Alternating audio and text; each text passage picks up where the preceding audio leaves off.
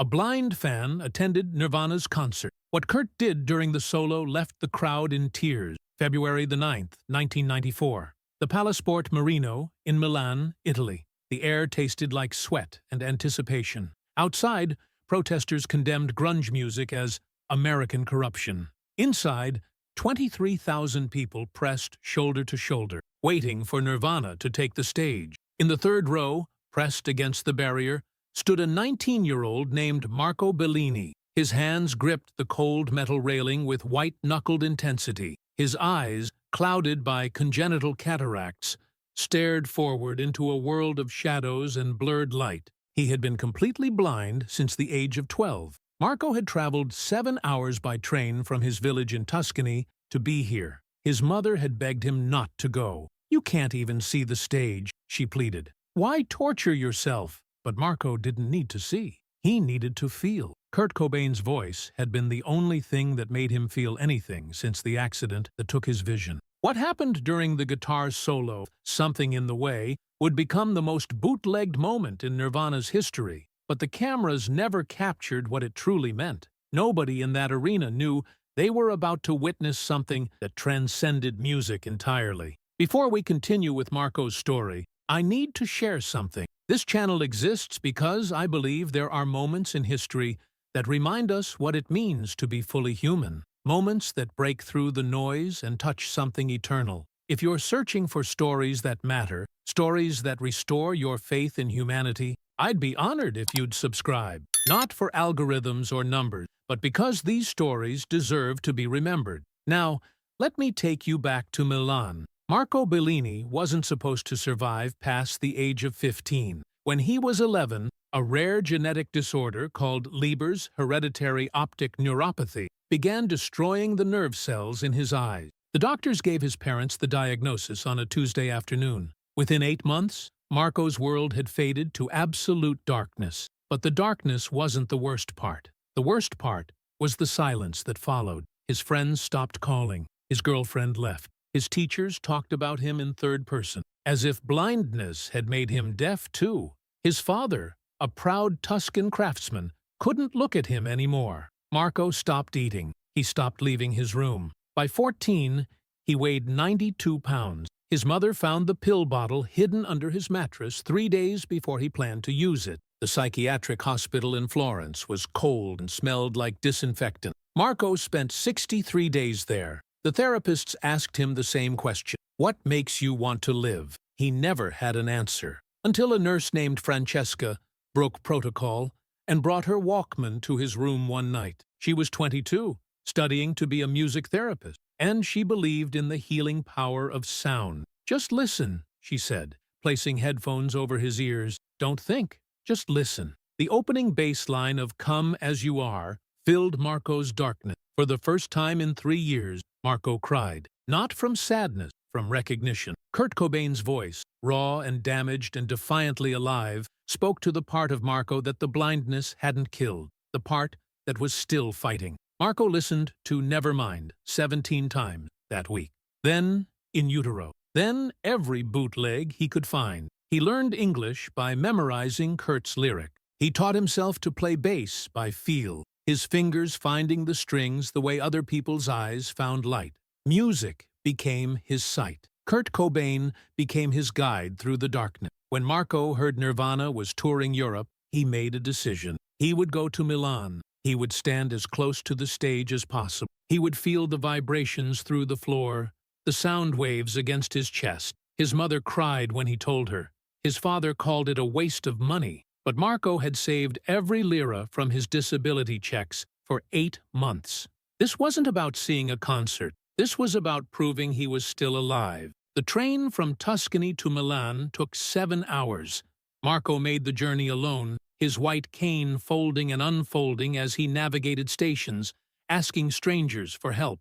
3 times, he almost turned back, but the thought of Kurt's voice kept him moving forward. By the time he reached the Palasport Marino, his shirt was soaked with anxious sweat. The crowd outside was chaos. People shouted in multiple languages. Someone stepped on his foot. Someone else shoved past him. Marco's cane was knocked from his hand twice. He wanted to run, to disappear, to go back to his dark room where the world couldn't hurt him. But then the doors opened, the sound of the crowd roaring pulled him forward. Marco found his spot at the barrier through the kindness of a security guard who saw his cane and understood. Third row, center stage, close enough to feel everything. The metal railing became his anchor. The lights dimmed. Marco couldn't see it, but he felt the energy shift. 23,000 people inhaling at once. Then, the feedback screamed through the speakers, and Nirvana took the stage. The opening chords of radio-friendly unit shifter hit Marco like a physical force. The bass rumbled through the floor,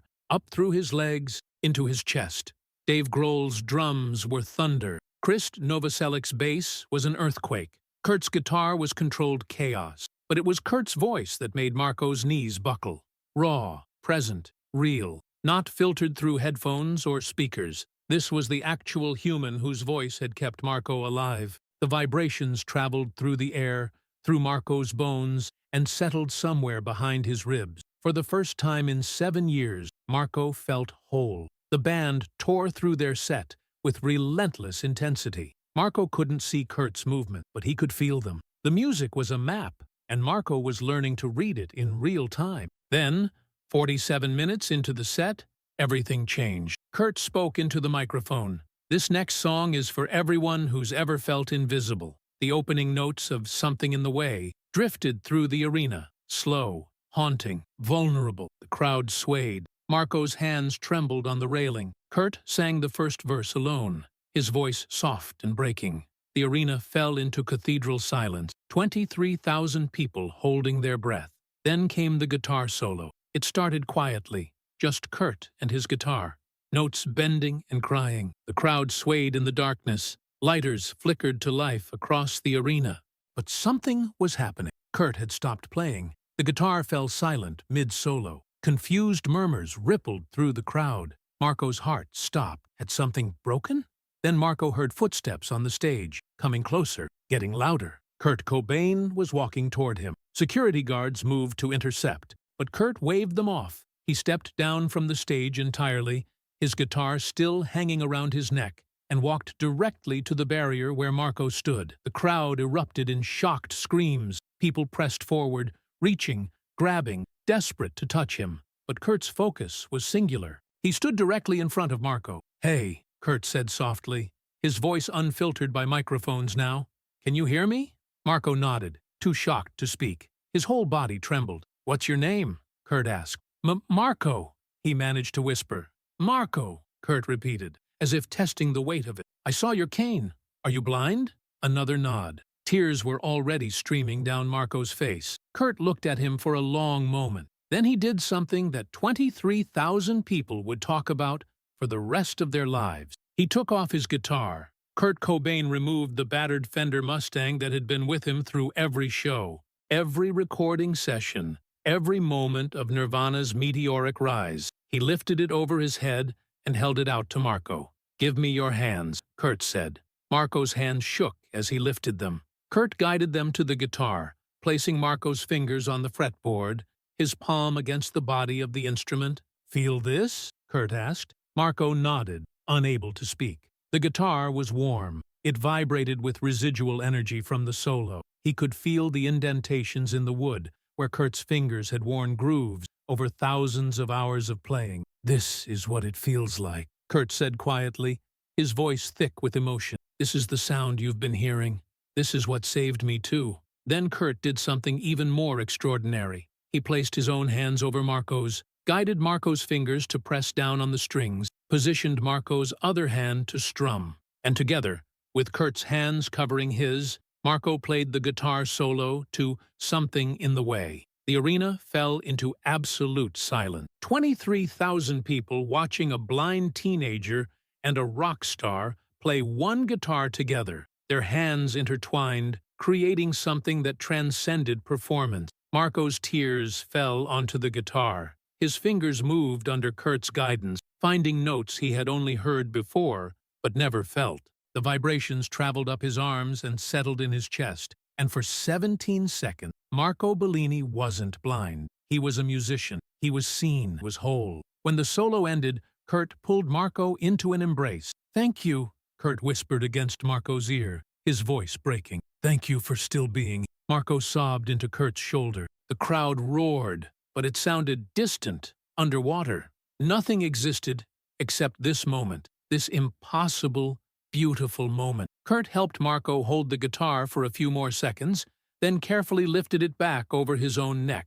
But before he climbed back onto the stage, he pressed something into Marco's hand, a guitar pick. "Keep fighting," Kurt said. "The world needs people like you, people who show up even when they can't see where they're going." Then he was gone, climbing back onto the stage, picking up where the song had left off. But his voice was different now, rawer, more broken, more human. The crowd was crying. Grown men, hardened punk rockers, teenage girls, everyone. Security helped Marco to a seat when his legs finally gave out.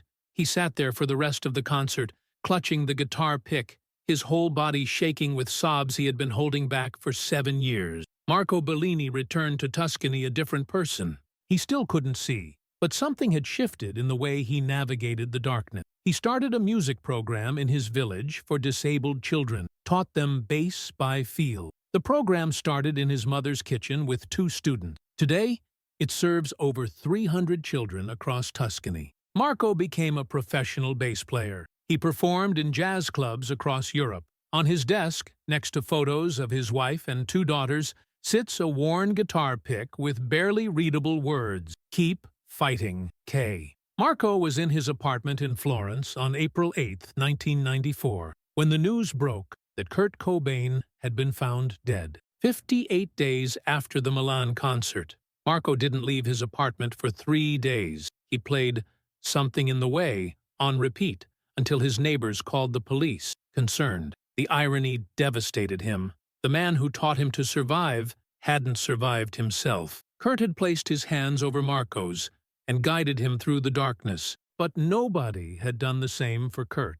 "I realized something in those dark days," Marco said in a 2004 interview. "He gave me that guitar pick, not just to remind me to keep fighting for myself. He gave it to me so I could help other people fight. That's how I keep him alive." This story is about the mathematics of compassion, how one moment of genuine human connection creates ripples that extend far beyond what we can see. Kurt stopped his guitar solo for 17 seconds. 17 seconds that changed one teenager's life. That teenager built a music program that changed 300 children's lives. The ripples continue, expanding outward in ways Kurt never lived to see. You have this same power. You might not be playing for 23,000 people, but you have hands, you have attention.